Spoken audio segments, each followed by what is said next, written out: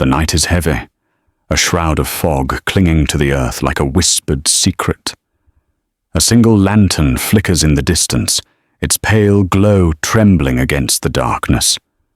Somewhere in the Kharkiv region, a young soldier crouches behind a crumbling wall, his breath shallow, each exhale a faint cloud in the chilled air.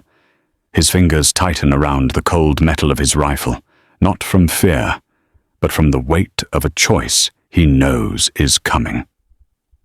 The silence is deafening, broken only by the distant hum of a drone, its mechanical whine slicing through the night like a predator stalking prey. His eyes, wide and searching, catch a fleeting shadow moving through the mist. Friend or foe? The question hangs unanswered, his heartbeat a drum in his chest. This is not the beginning. It is a moment suspended in time, a heartbeat before everything changes. To understand this soldier, this night, we must go back, days earlier, when the first whispers of a daring plan began to ripple through the ranks, a plan to reclaim what was lost, to bring light back to a land shrouded in shadow. The fog hides many things, but it cannot hide the courage of those who step into it. The soldier's name is Mykola, and this is his story, a story not of war's chaos, but of the human heart caught within it. A story of a fleeting moment when hope dared to rise amidst the uncertainty. Shadows over Kharkiv. Context: military, geography, politics, weather. The early days of September 2022 draped the Kharkiv region in a restless quiet, a stillness that felt more like the held breath before a storm than true calm.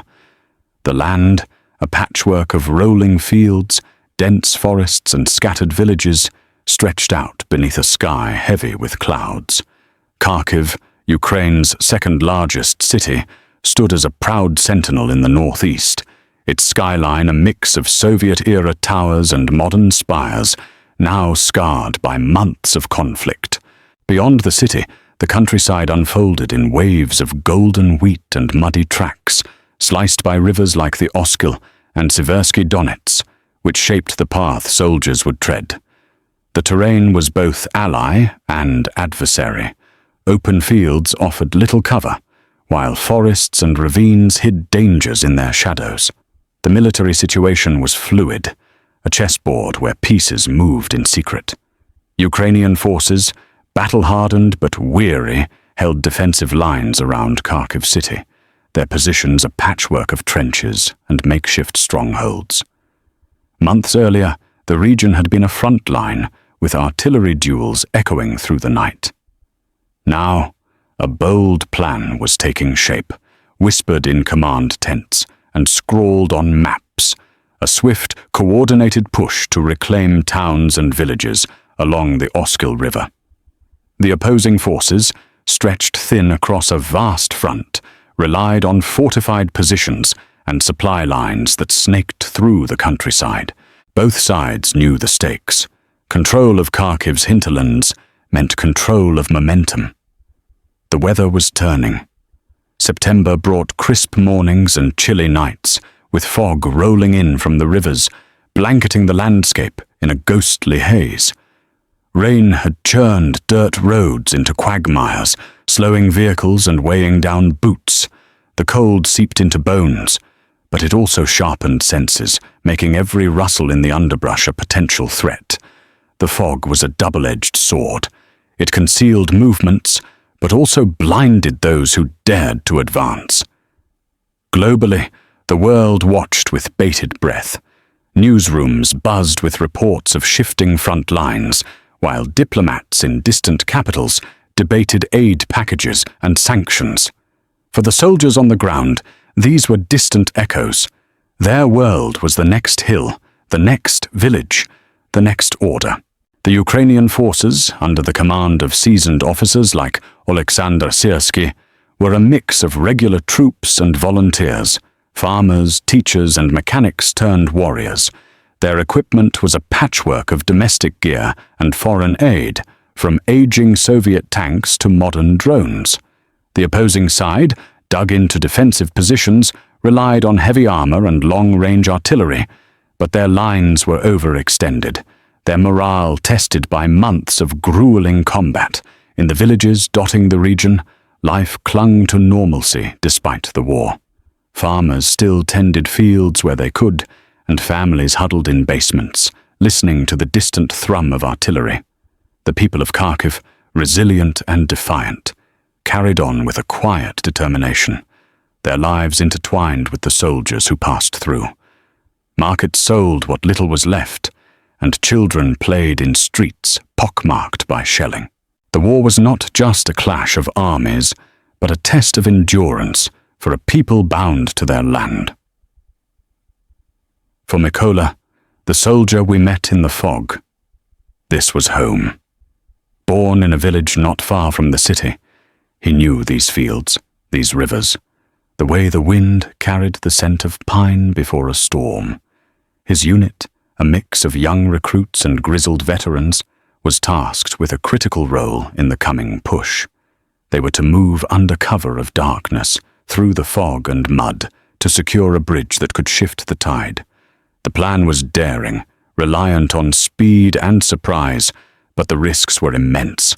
A single misstep could unravel everything. As the sun dipped below the horizon on the eve of the operation, the air grew thick with anticipation. Soldiers checked their gear in silence, their faces lit by the faint glow of cigarette tips.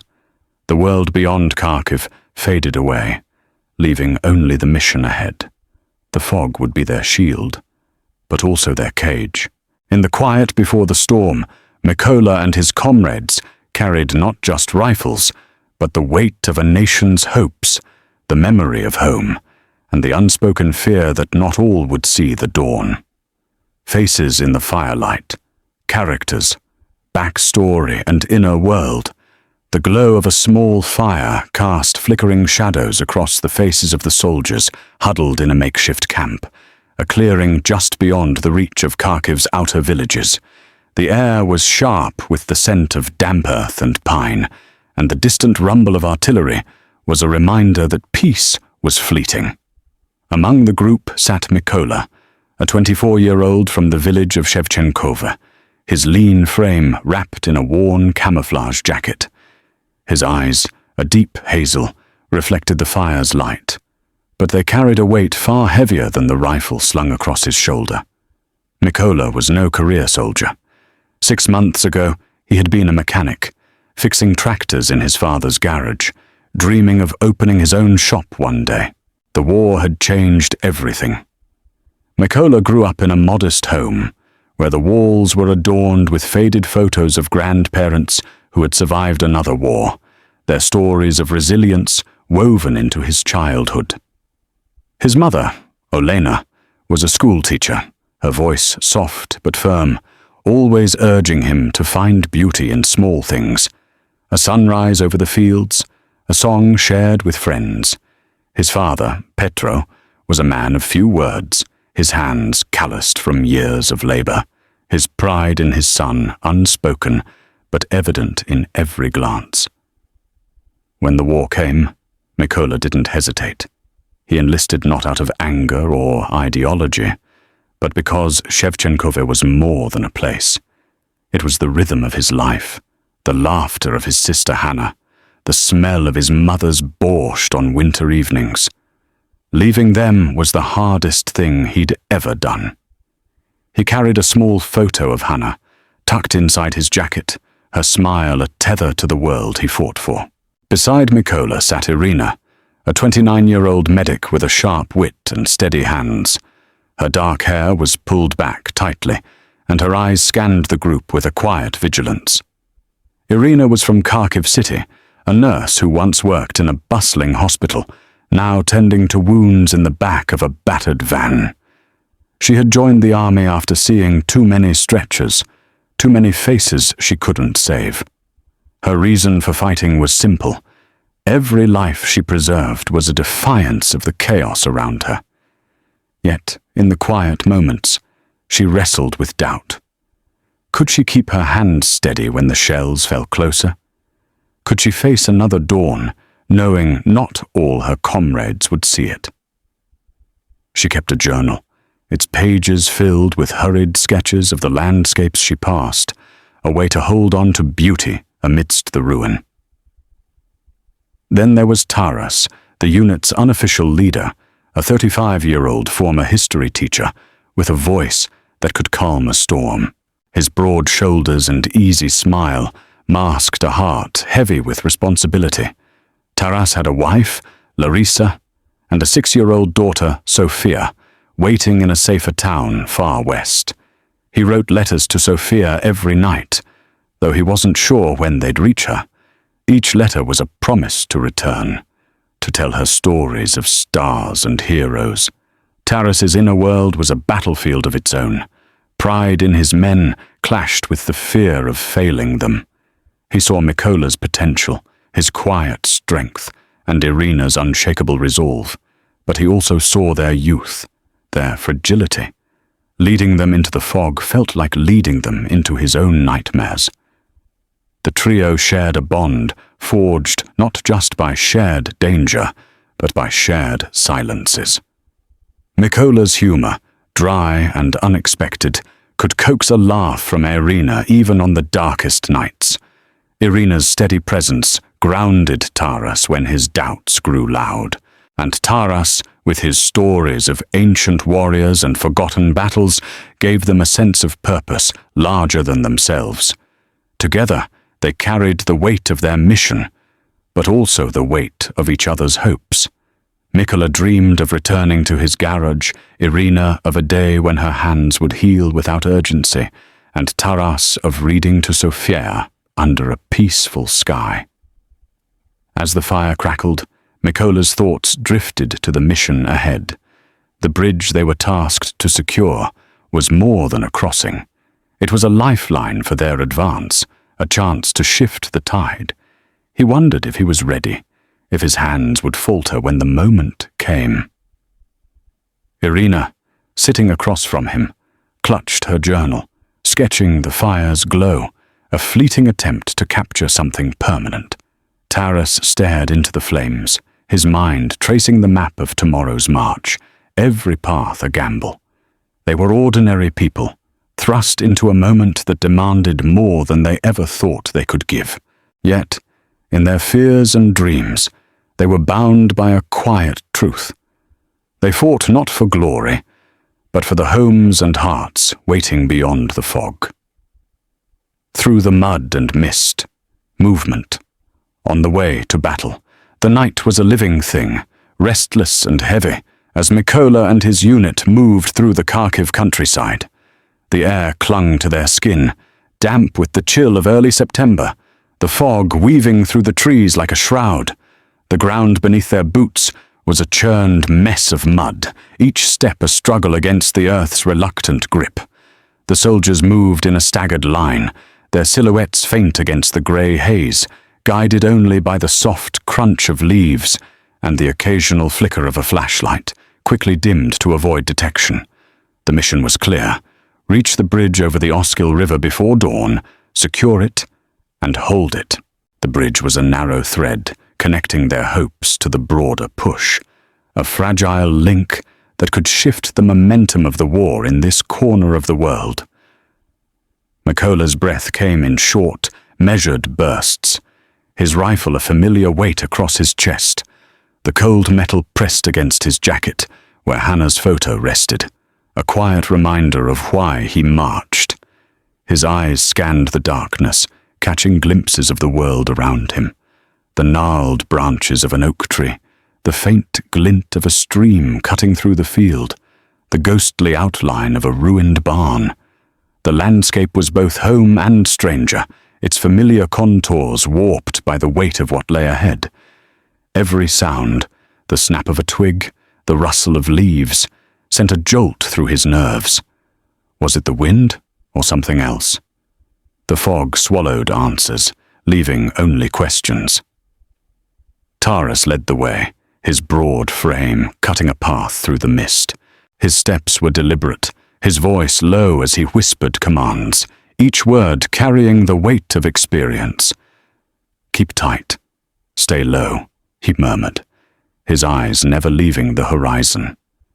He carried a map in his mind, every bend of the river, every rise in the terrain etched from hours of study. Taras knew the risks. The bridge was a choke point, likely watched, possibly mined. But he also knew the cost of hesitation. His men trusted him, and that trust was a burden heavier than any pack. He glanced back at Mykola, catching the younger man's tense expression, and offered a nod. Small, but enough to say, "We're in this together." Irina walked undone, her medical kit slung across her shoulder, moved with a quiet grace. Her eyes, sharp and focused, darted between the soldiers and the path ahead.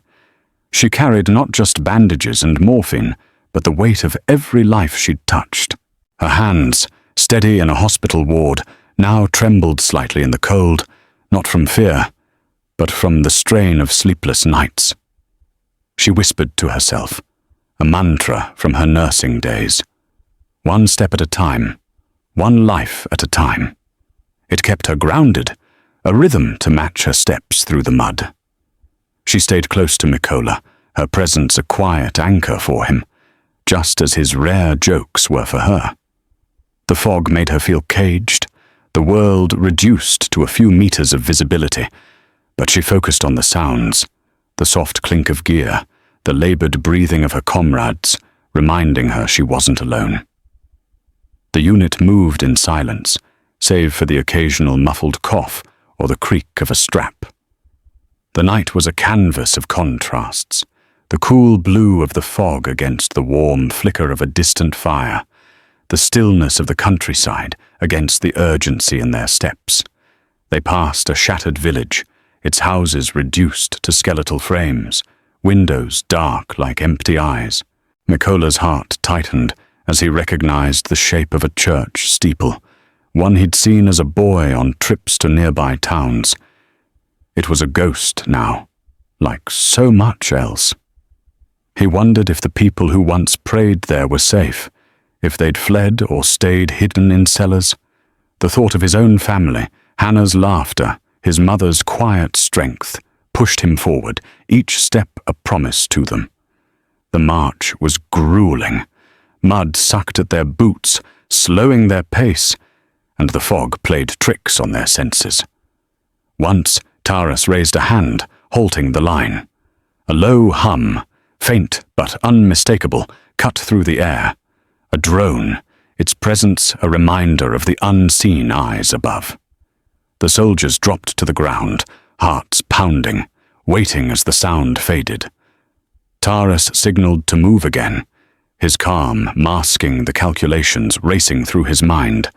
The bridge was still kilometers away, and every delay chipped at their window of surprise. He thought of Sophia, her small hand in his, as he read her bedtime stories, and pushed the image aside. There was no room for softness now, only the mission. Mykola's mind wandered as they moved. He thought of the garage, the smell of oil and metal, the satisfaction of a repaired engine roaring to life. War had taken that simplicity, replacing it with this endless march through the dark. He glanced at Irina, her face half lit by a stray beam of moonlight, and saw the same resolve he felt, a refusal to let the weight break them. They were not just soldiers, they were sons, daughters, parents, carrying pieces of home into the unknown. Mykola touched the photo in his pocket, a silent vow to return, to see Hannah's smile again. The terrain shifted as they neared the river. The ground grew uneven, sloping toward the Oskel's banks, where willows leaned over the water like mourners. The fog thickened here, the air heavy with the scent of wet earth and decay. Taras paused, consulting a crumpled map by the light of a shielded flashlight. The bridge was close, too close. The silence felt wrong, too heavy, as if the night itself was holding its breath. Mykola's pulse quickened, his senses straining for any sign of danger. Irina adjusted her kit, her fingers brushing the journal she carried, a reminder of the beauty she sought to preserve.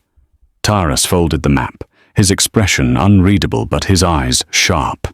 "Almost there," he whispered. And the unit pressed on, the bridge a shadow in their minds, drawing them closer with every step. The march was a test of endurance, not just of body, but of spirit. Each soldier carried their own burdens, memories of home, fear of failure, hope for a dawn worth seeing. The fog was both shield and cage, hiding them from prying eyes, but also from each other, making every step a solitary act of faith. Mykola thought of his father's hands, rough but steady, and found strength in the memory. Irina hummed a soft tune, barely audible, a fragment of a song from her childhood. Taras kept his gaze forward, the weight of his men's lives heavier than the mud clinging to his boots. The bridge was near, and with it, the moment that would define them all. The bridge in the fog. The battle begins.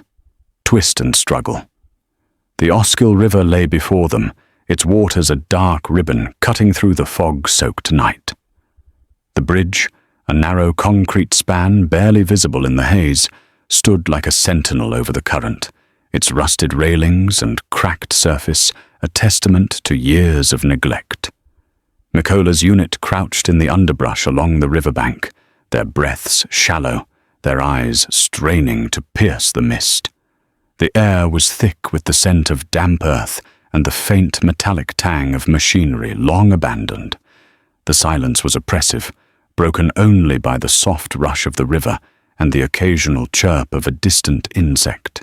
Taras, crouched at the head of the group, raised a hand, signaling absolute stillness. The bridge was their objective, the key to opening a path for the broader advance. But it was also a trap waiting to spring. Taras's voice was a low whisper, barely audible over the river's murmur. "Two teams. Mykola, you and Irina take the left approach. Stay low, check for wires.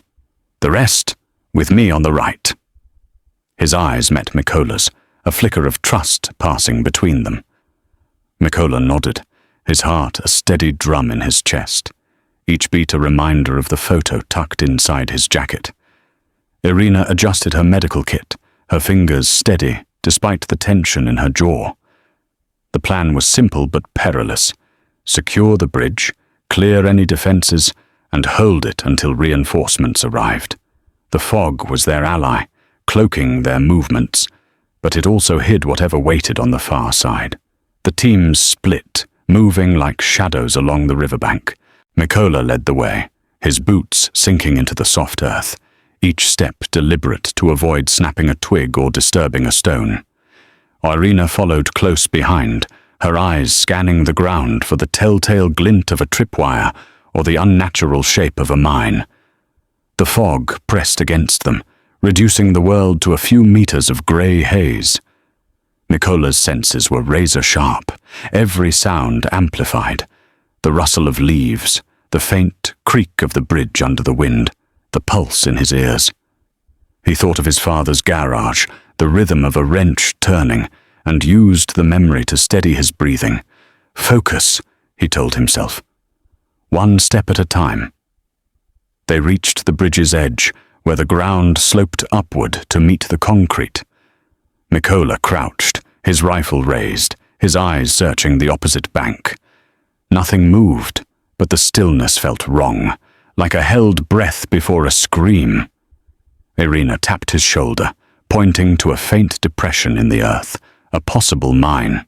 Mykola nodded, marking it with a stick, and they crept forward, hugging the shadows of the bridge's supports. Across the river, Taras's team mirrored their movements, their silhouettes barely discernible through the fog. The plan relied on speed and silence, but the night had other ideas. A sudden crack split the air, a sharp, mechanical sound like metal striking stone. Mykola froze, his heart lurching. Irina's hand gripped his arm, her eyes wide.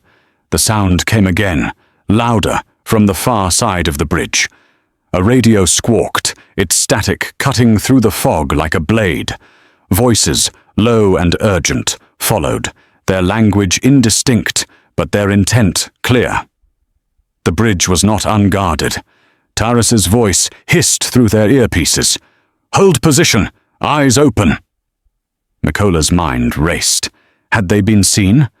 Was the fog enough to hide them, or had their approach been betrayed by some unseen error? He glanced at Irina, her face pale but resolute, and felt a surge of gratitude for her steadiness. The voices grew closer, accompanied by the crunch of boots on gravel. Mikola's team pressed themselves against the bridge's supports, the cold concrete biting into their backs. He could hear Irina's breathing, quick but controlled, and he drew strength from it. The fog was their shield, but it was thinning, wisps parting to reveal glimpses of the far bank. Shadows moved there, 2, maybe 3 figures, their outlines blurred but purposeful. Mikola's fingers tightened on his rifle, not to fire but to ground himself. He thought of Hannah, her laughter echoing in his memory, and pushed the fear down. This was no time for hesitation. Taras's voice came again, a whisper through the earpiece. "Flare tripped. They're checking the perimeter. Stay low. Wait for my signal." A flare. Mikola's stomach twisted. One of their team must have triggered a hidden trap, a warning set to alert the defenders. The element of surprise was slipping away. He glanced at Irina, who was scanning the ground, her hands ready to act if anyone fell.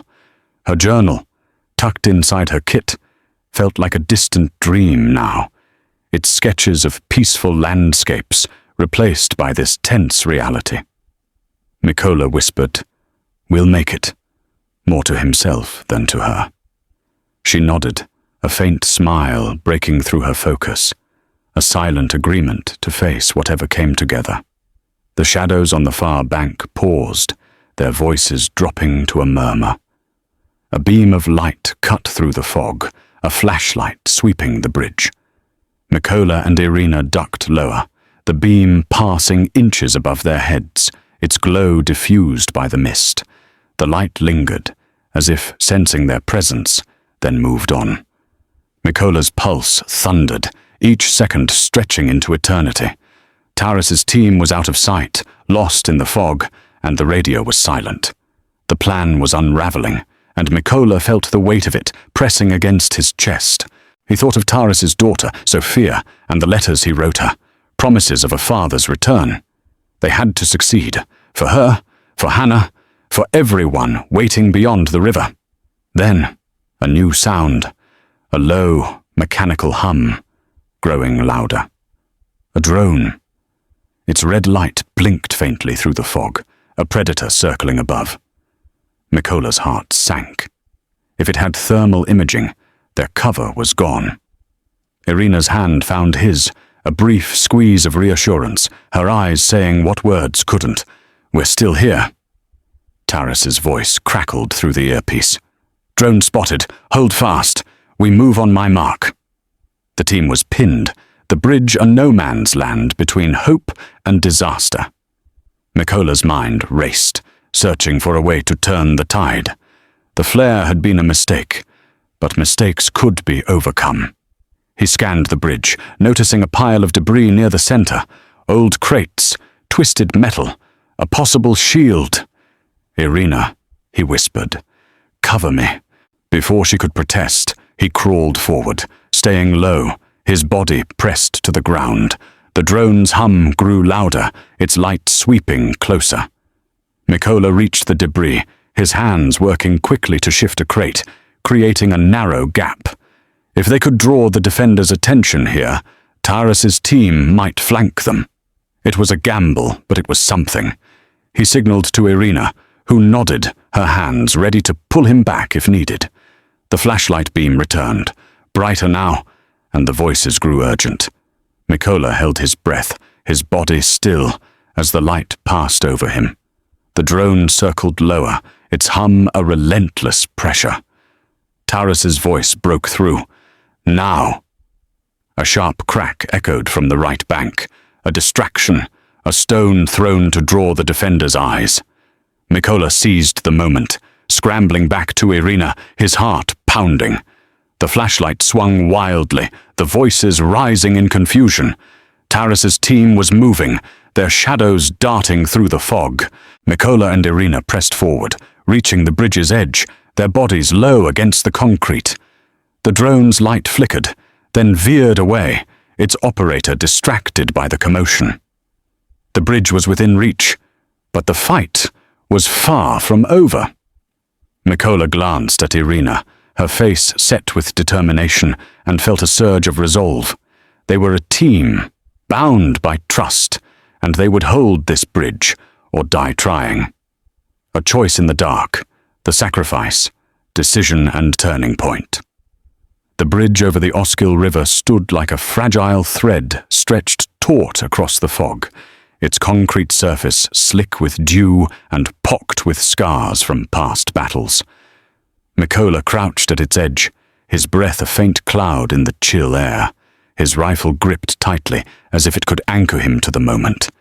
The drone's hum had faded, drawn off by Taras's distraction, but the voices from the far bank grew sharper, more urgent.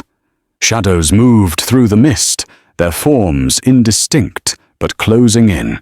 The plan to secure the bridge teetered on the edge of collapse, and Mykola felt the weight of it pressing against his chest. Irina knelt beside him, her medical kit ready, her eyes scanning the darkness for any sign of their comrades. Taras's team, somewhere on the right bank, was silent, their radio crackling with static. The night was a maze of uncertainty, and every second brought the enemy closer. Mykola's mind raced, replaying Taras's last command. Hold the bridge at all costs. It was more than a tactical objective. It was a lifeline for the advance, a chance to reclaim the villages beyond, to bring hope back to people like his sister Hannah, waiting in Shevchenkova. But the bridge was exposed, a narrow choke point with no cover beyond the pile of debris Mykola had used moments earlier. The defenders on the far side were alert now, their flashlight beams cutting through the fog like blades. A single misstep could end it all.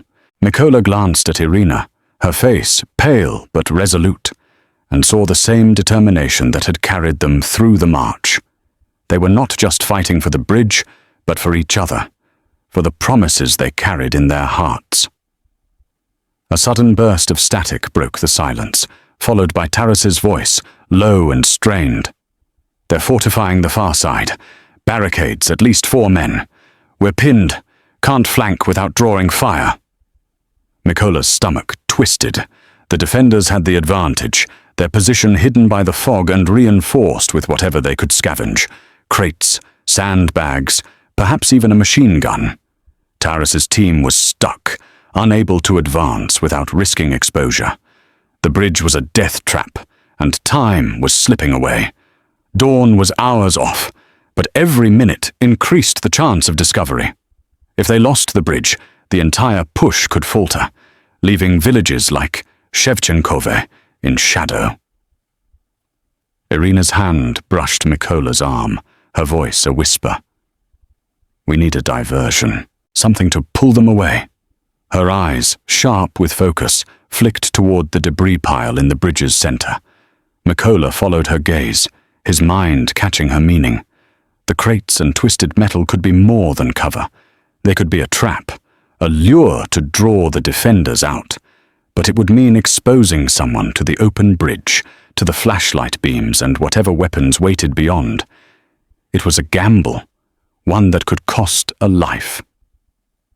Mykola's throat tightened, the weight of Hannah's photo pressing against his chest. He thought of his mother's voice, urging him to find beauty in small things, and wondered if courage was its own kind of beauty.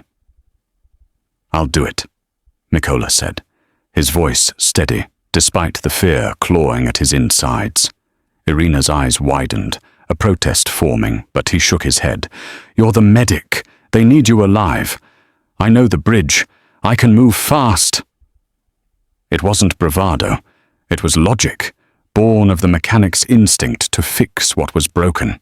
The bridge was the problem, and he could be the solution. Irina hesitated, then nodded, her hand squeezing his arm, a silent plea to come back. Mykola glanced at the fog, the river's murmur, a steady rhythm beneath the chaos, and made his choice. He crawled toward the debris pile, his body low, the concrete cold against his palms. The fog was thinning, revealing glimpses of the far bank, silhouettes of men, the glint of a rifle barrel. Mykola's heart pounded, each beat a countdown. He reached the pile, his hands finding a loose crate, its wood splintered, but heavy. He pushed it forward, letting it scrape loudly against the concrete, a deliberate sound to draw attention. The flashlight beams snapped toward him, and voices shouted, sharp and commanding. Mykola ducked, his body pressed against the debris, the photo in his pocket, a quiet anchor. He thought of Hannah's smile, his father's steady hands, and pushed the fear down. The beams lingered, searching. And then a new sound, a metallic clank, followed by the roar of an engine. A vehicle, likely an armored truck, was moving on the far side, its headlights cutting through the fog. Mykola's diversion had worked too well. The defenders were mobilizing, their focus on the bridge. He glanced back at Irina, her silhouette barely visible, and signaled for her to stay low. Taras's voice crackled through the earpiece. "Mykola, fall back. We're moving now." But falling back meant abandoning the diversion, letting the defenders regroup. Mykola's mind raced, weighing the odds. If he held their attention, Taras's team could flank, but it meant staying exposed, a lone figure on a bridge with nowhere to hide. He made his choice. Mykola pushed another crate, louder this time, and then stood, his silhouette deliberate against the fog. The flashlight beams locked onto him, and a shout echoed, followed by the sharp crack of a rifle. The bullet struck the debris, splintering wood inches from his head.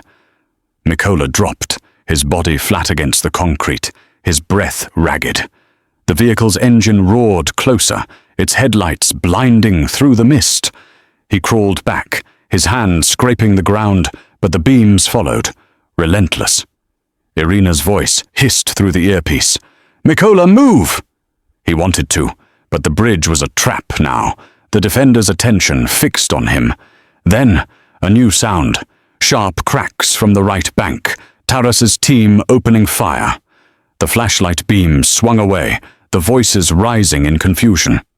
Mykola seized the moment, scrambling back toward Irina, his body low, the concrete scraping his knees. A bullet whizzed past, embedding in the bridge's railing, but he kept moving, driven by the thought of his family, of Irina's steady hands, of Taras's trust. He reached her, collapsing behind the supports, his chest heaving. Irina's hands checked him for wounds, her touch professional but urgent. "You're insane," she whispered, but her eyes held relief, not anger. Taras's voice came through, breathless but firm. "We've got them pinned. Bridge is ours. Move up." Mykola and Irina advanced, staying low, their boots slipping on the slick concrete. The fog was their ally again, cloaking their movements as Taras's team pressed the defenders back. The vehicle's headlights flickered, then retreated, its engine fading into the night. The bridge was clear, but the cost was heavy. Mykola's diversion had given Taras the opening, but it had nearly cost his life. He touched the photo in his pocket, its edges worn but intact, and felt a surge of gratitude for Irina's vigilance, for Taras's leadership, for the chance to see another dawn. The unit secured the bridge, their silhouettes forming a thin line across its span. The fog began to lift, revealing the river's dark flow and the ruined landscape beyond. Mykola stood at the bridge's center, his rifle lowered, his eyes scanning the horizon. The defenders had withdrawn, but the night was not over. Reinforcements would come, and the bridge would be tested again. But for now, it was theirs. A fragile victory, bought with a moment of courage that could have been his last. Mykola looked at Irina. then at the distant shapes of Taras and the others, and felt a quiet bond, stronger than the concrete beneath their feet. They had faced the dark together, and they would face it again. Echoes over the Oskil. Aftermath, the cost and silence. The fog had lifted, leaving the Oskil River bare under a sky bruised with the first hints of dawn. The bridge, now held by Mykola's unit, stood silent, its concrete surface scarred by bullet marks and splintered debris. The air was heavy with the scent of wet earth and the acrid tang of smoke, a faint haze lingering where the defender's vehicle had retreated.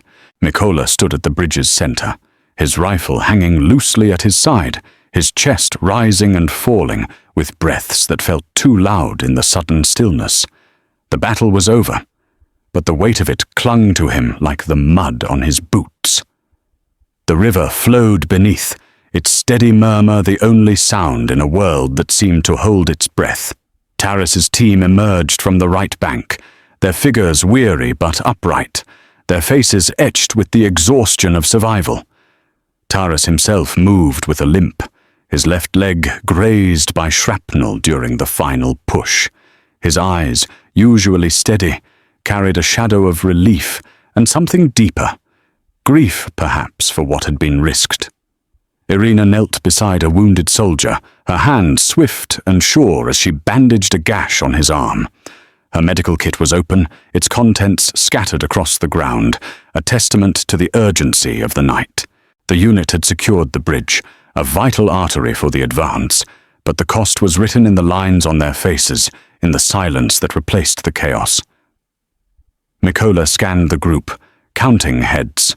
2 men were missing, Andriy, a quiet farmer with a knack for fixing radios, and Boden, a young recruit who always carried a worn book of poetry.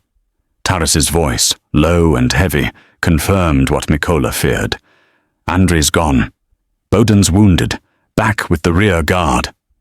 The words landed like stones, sinking into the quiet. Andriy had been with Taras's team, caught in the open when the defenders returned fire. His laughter, rough but warm, echoed in Mykola's memory, a sound now lost to the fog.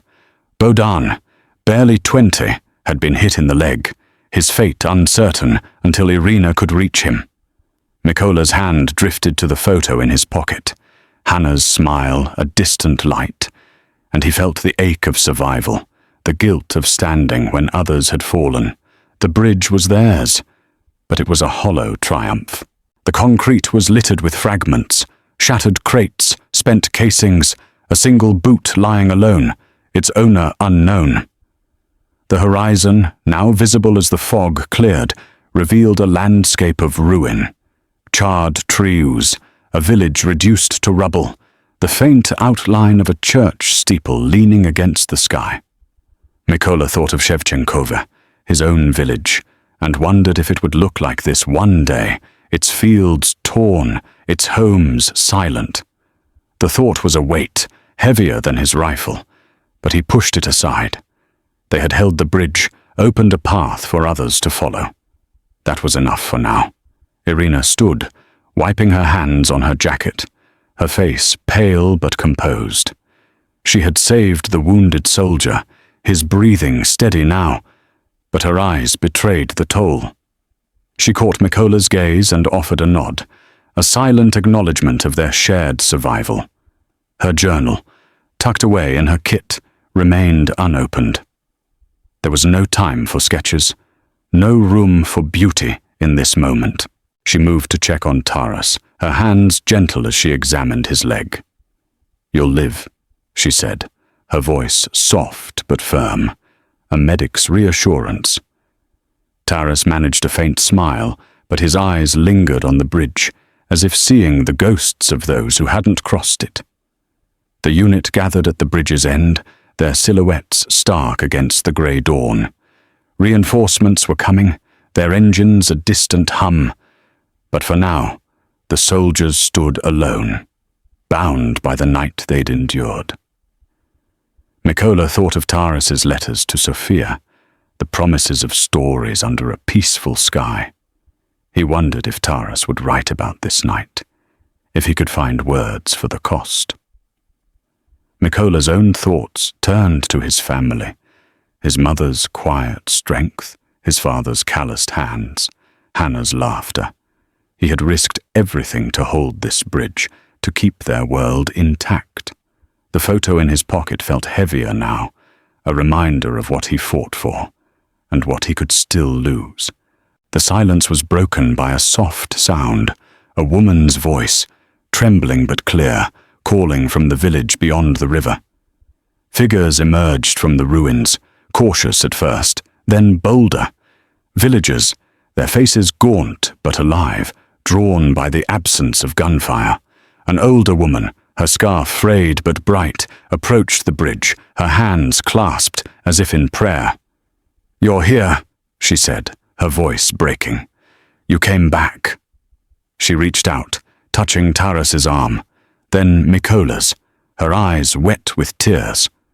More followed, children clutching their parents, an old man with a walking stick, their gratitude a quiet tide washing over the soldiers. Mykola felt his throat tighten, the weight of their relief a mirror to his own. Irina knelt beside a child, offering a piece of chocolate from her kit, her smile a flicker of light in the grey morning. The child's laughter, soft but real, cut through the silence, a sound as precious as the river's flow. Taras stood apart, his gaze fixed on the horizon, where the first rays of sun broke through the clouds. He murmured something, too low to hear, perhaps a promise to Sophia, perhaps a prayer for Andri. Mykola watched the villagers, their faces a mix of exhaustion and hope, and felt a shift within himself. The bridge was more than concrete and steel. It was a connection, a promise kept to those who waited. The aftermath was not measured in maps or troop movements, but in these moments, the touch of a villager's hand, the weight of a missing friend, the silence that followed the storm. The bridge stood firm, its scars a testament to the night, but the true cost was carried in the hearts of those who crossed it. Mykola looked at Irina, then Taras, and saw the same truth in their eyes. They had fought not for glory, but for the people now walking toward them, for the homes they carried in their memories. The dawn was cold, the air heavy with loss, but it was also new, a fragile beginning born from their courage. As the reinforcements arrived, their vehicles stirring dust along the riverbank, Mykola took a final look at the bridge. The debris was scattered, the casings glinting faintly in the light, but the river flowed on, indifferent to the night's struggles. He touched the photo in his pocket, Hannah's smile a beacon, and felt a quiet resolve. The war was far from over, but this moment, the bridge held, the villager's tears, the bond with his comrades, was a light to carry forward. The silence was not empty. It was full of what they had done and what they would do next. A letter unsent. Reflection. Message to viewer. The dawn broke fully over the Oskil River, painting the sky in streaks of pale gold and grey, as if the world itself was trying to mend the scars of the night. Mykola sat on the edge of the bridge, his boots dangling above the water, the concrete cold beneath him. The rifle rested against his shoulder, its weight familiar now, a part of him as much as the photo of Hannah tucked inside his jacket. The bridge was secure, the villagers safe for now, their voices a soft hum in the distance as they gathered what remained of their lives. The reinforcements had arrived, their vehicles forming a protective line along the riverbank, but Mykola's thoughts were elsewhere, drifting to the faces he'd seen in the firelight, the promises he carried, and the ones he'd lost. He pulled a crumpled piece of paper from his pocket. Not the photo, but a letter he'd started days ago, meant for his mother, Olena. The words were uneven, scrawled in stolen moments between marches. "Mama, the fields here are still beautiful, even now. I think of you and Hannah every day. I'm trying to come home." He hadn't finished it, unsure how to capture the weight of what he'd seen. The fog, the bridge, Andri's absence. The letter felt like a confession, a way to make sense of the chaos, to hold on to the man he was before the war. He smoothed it out, his fingers tracing the words, and imagined his mother reading it by the kitchen window, her eyes soft with worry, but bright with hope. Taras sat nearby, his leg bandaged, his gaze fixed on the horizon where the sun climbed slowly.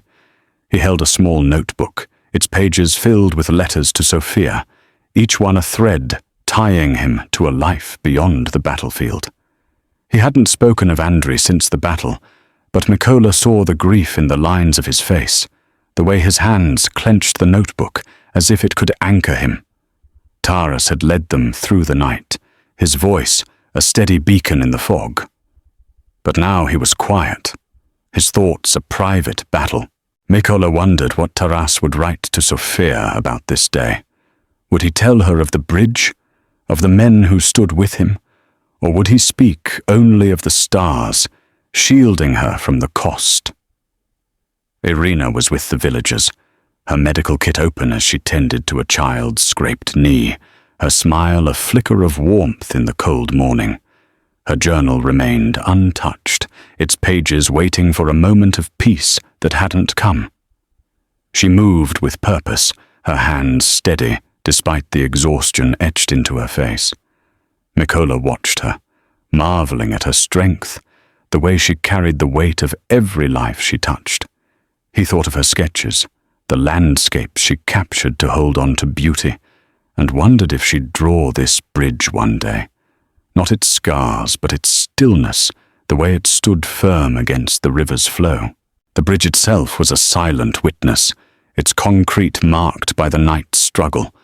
Bullet holes, splintered debris, the faint outline of where Mykola had crouched, risking everything to draw the defenders' fire. It was more than a structure now. It was a symbol of what they'd done together, of the bond forged in the dark.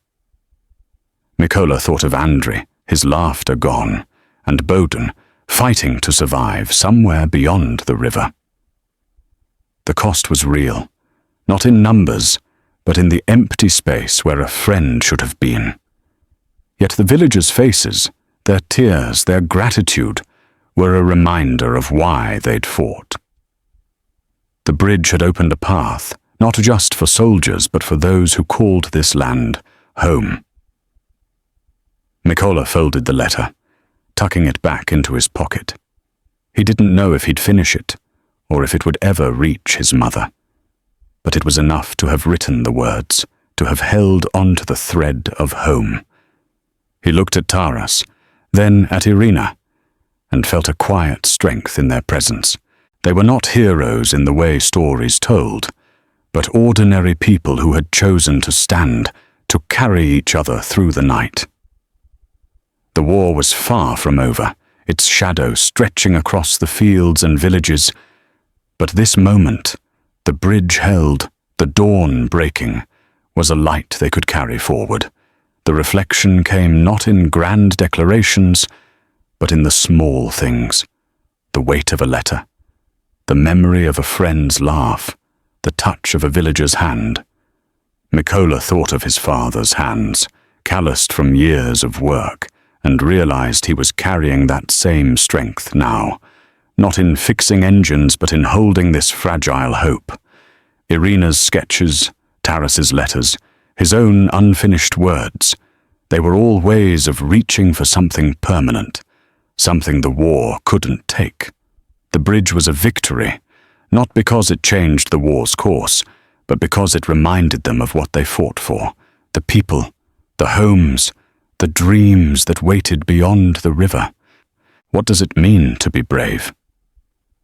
Mykola didn't have an answer, but he felt it in the ache of his muscles, the weight of his rifle, the memory of standing in the open, drawing fire so others could move.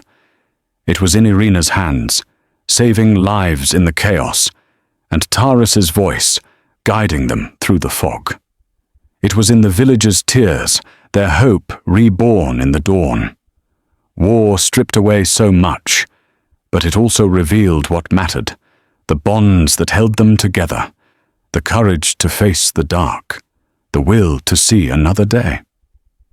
The story of the bridge is not just Mykola's or Taras's or Irina's. It is the story of countless others, caught in a world they didn't choose, but refused to let define them. It asks us to consider, what would we carry into the fog? A letter, a memory, a promise? What would we risk to keep it safe? These questions linger, not demanding answers, but inviting reflection, a moment to pause and honor the human heart in all its fragile strength. On the Ukraine Frontline War Stories channel, we share these tales, not of war's chaos, but of the people who face it, their courage, their sacrifices, their dreams. Subscribe to hear more stories of the human spirit, told with respect and heart. Hit the bell icon to stay with us, to carry these moments forward. Share your thoughts below. What does courage mean to you? Let's keep these stories alive, together.